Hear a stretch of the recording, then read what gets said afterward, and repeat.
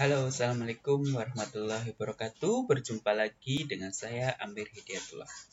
Oke, teman-teman, sebelum kita berbincang-bincang lagi tentang skripsi, silakan teman-teman bisa subscribe, like, komen, dan bagikan konten ini kepada rekan-rekannya agar konten ini lebih bermanfaat tentunya. Oke, teman-teman, hal yang sering saya jumpai saat ujian skripsi, saat menguji skripsi ya tentunya adalah mahasiswa ini ada yang keliru antara batasan masalah dan keterbatasan. Dua hal ini merupakan hal yang berbeda. Kita akan bahas hari ini, kita akan diskusikan hari ini. Silakan kalau ada pertanyaan bisa dituliskan dalam komen. Nanti akan saya balas. Oke, terima kasih ya teman-teman. Nah, batasan masalah yang teman-teman ingat adalah batasan masalah.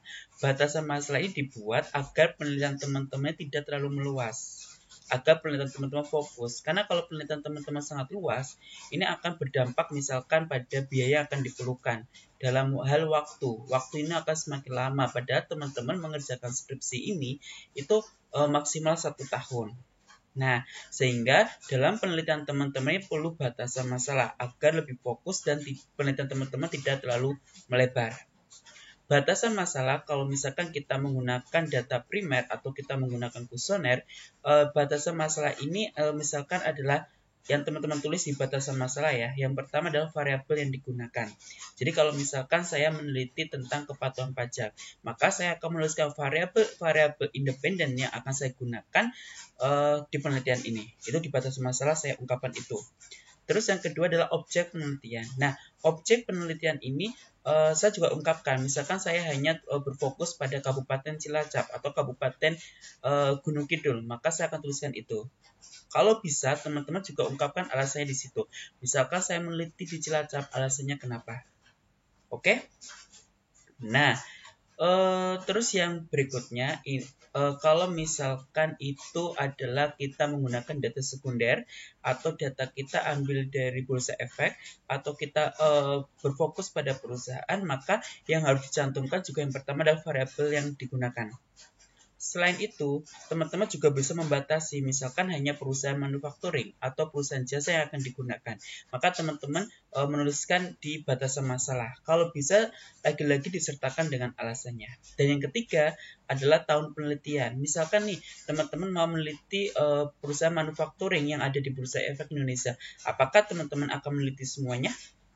Nah, kalau misalkan teman-teman perusahaan manufacturing tetapi dia adalah misalkan yang menerbitkan laporan keuangan di tahun 2018 sampai tahun 2018 sampai dengan tahun 2020, maka itu juga dituliskan di batasan masalah.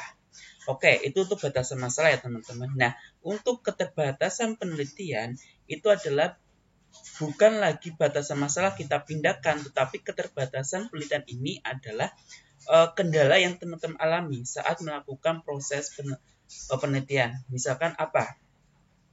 Misalkan ketika saya menyebar kuesioner, ternyata di masa COVID ini sulit nih saya bertemu langsung dengan responden. Sehingga kuesioner yang terkumpul ini sangat sedikit. Itu boleh teman-teman ungkapkan di keterbatasan penelitian.